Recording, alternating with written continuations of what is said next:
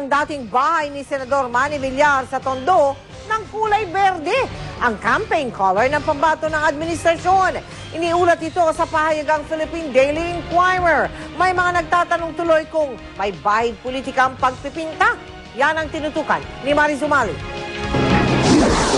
Kami sa isang balik, madalas sa isa sa mga political advertisements ni Nationalista Party standard bearer Manny Villar, ibinida niya ang lumang bahay na dating tinirhan ng kanyang pamilya sa Tondo. Pinuntahan ng GMA News ang tahanang tinutukoy niya. Dito sa panulukan ng Moriones at Santa Maria Street sa Tondo, Maynila, makikita ang tahanan niyang ito. Ayon sa mga residente, dati walang pintura ang bahay, pero ngayon kulay berde na.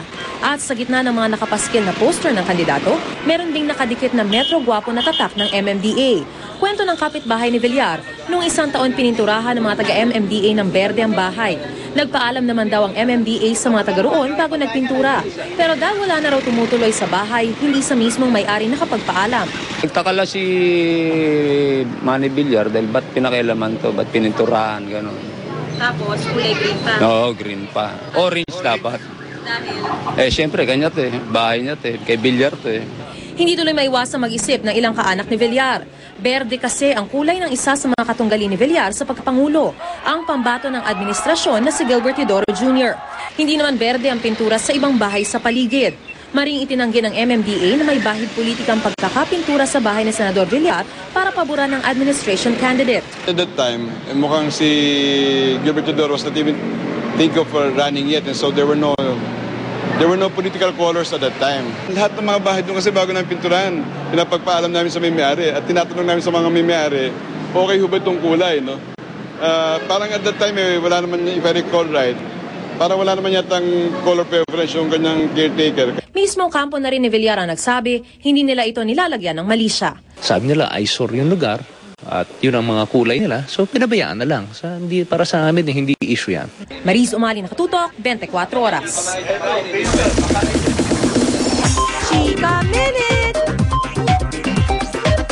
2 araw matapos manalo sa Binibining Pilipinas 2010, makakausap natin ngayon live ang top 5. Ang second runner-up na si Helen Nicolette Henson. Si Binibining Pilipinas International Krissa Arieta Kleiner. Binibining Pilipinas Universe Maria Venus Ra. Binibining Pilipinas World Zarina Catherine Gatbonton. At ang first runner-up na si Diane Nesho. Hi girls! Hi Pia!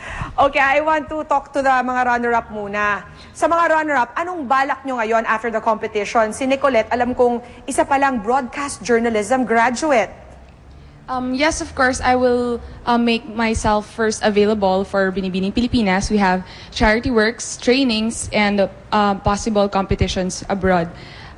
Pero yung sa broadcast journalism education ko, gusto ko rin sana siyang ma-practice anytime soon. As a reporter? As a reporter.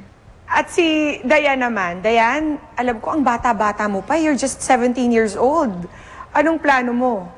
Siguro po sa ngayon, i-dedicate ko po muna yung time ko para sa Binibining Pilipinas. Tapos after po nun, nagpa-plan din po akong i-continue yung studies ko sa Bicol po.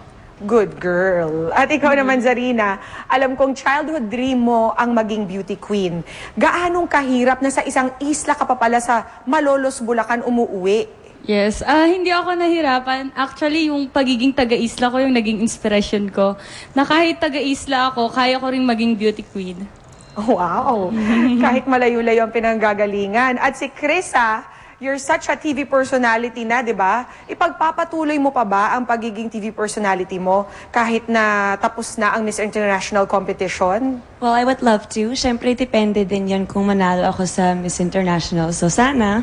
But as long as there's time, I would definitely love to. Kasi it was my passion before and it still is my passion to entertain people. So, sana pwede pa rin. And si Venus, very interesting ang kwento ni Venus dahil magaling daw siyang maglakad sa catwalk dahil sanay daw siyang maglakad sa Pilapil, sa hometown niya, sa Camarines Sur. Totoo ba yun? Actually, totoo po siya na yung bahay po talaga namin na nasa gitna po ng palayan. And I think in some ways, nakatulong po talaga yun. Pero of course, mas malaking tulong po yung mga trainings na binigay po sa amin ng Binibining Pilipinas Incorporated. Thank you very much for your time, girls. Congratulations at good Thank luck you. sa pagsabak nyo sa international competitions. Make the Philippines proud, ha? Yes, thank you. Nag-sorry na po si Chris Aquino matapos mag-walkout si Rufa Gutierrez sa kanilang programa kahapon. Tanggap naman kaya ni Rufa ang apology ni Chris. Makichika tayo kay Lars Santiago. Matapos mag-walkout si Rufa Gutierrez sa Dabaz, hindi muna nagbigay ng reaksyon si Chris Aquino. Bago maghating gabi, nagpadala siya ng text message. Nag-dinner daw sila ng kuya niyang si Senador Noynoy Aquino kagabi. Tinanong ng senador kung bakit nadadamay pa siya sa kontrobersya, gayong hindi naman siya bahagi ng Dabaz. Sabi ni Chris, maayos naman niyang binitawan ang kanyang komento kay Rufa. Posibleng sumama lang daw ang loob ni Rufa dahil may bagong direksyon na siyang tatahakin. Nagsorry rin si Chris kay Rufa at idinagdag pa ang sinabi raw sa kanya ng kanyang kuya na malaya tayong pumili ng ibobotong susunod na Pangulo. Nirirespeto rin daw ni Chris si Annabel kaya humingi rin siya ng tawad sa kanya. Hindi rin daw siya mayabang gaya ng paratang ni Annabel tungkol sa kanya. Ipinangako raw ni Chris sa kuya niya na sakaling manalong Pangulo si Noynoy at magiging sanhi lamang si Chris ng kontrobersya. Handa raw si Chris ng mga ibang bansa kasama ang mga anak niya. Tumangging magkomento si Annabel Rama sa harap ng kamera tungkol sa text statement at apology ni Chris. Hindi raw siya tumitingin sa internet at magpapa-on-cam interview lamang daw siya kung gagawin ding on-cam ni Chris ang paghingin niya ng sorry. Ngayong tanghali, pumayag ng magpa-on-cam interview si Chris sa GMA News. Kwento ni Chris, pinanood niya kagabi ang tape ng kanilang show.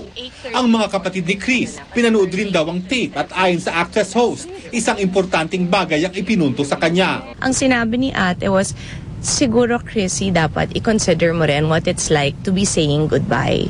And siguro, on our family's end, kung tayo naka-cause ng pain para sa kanila or nabigyan sila ng stress dahil sa hindi mo namang sinasadyang nagawa, take it upon yourself and do this for mom, sabi ng ate Pat.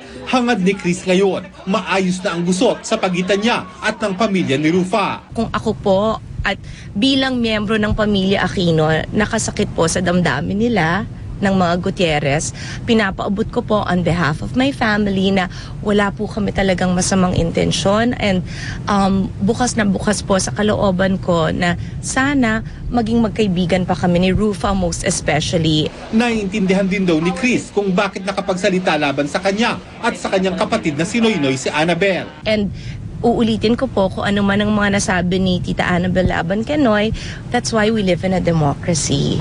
Sa pamamagitan naman ng publicist ng mga Gutierrez na si June Lalin, ipinadala ni Rufa ang isang maiksing statement, and I quote, "I've heard from the whole world except from Chris. So until then, I will remain graciously quiet about this. Thank you." Unquote. Lars Santiago, updated sa Showbiz Happening. Salamat po sa pagtutok sa Chika Minute. See you again tomorrow. Ako po si Pia Guanyo. Nel, Mike? Salamat, Pia. At yan po mga balita ang aming tinutukan sa nakalipas sa 24 oras. Maraming salamat sa inyong pagtitiwala. Mula sa tahanan ng katotohanan, ako po si Mel Tiangco. Ako po si Mike Enriquez. Ito ang GMA. Walang kinikilingan, walang pinoprotektahan. Walang kasinungalingan, serbisyong totoo lamang at dahil hindi natutulong ang balita. Nakatutok kami 24 oras.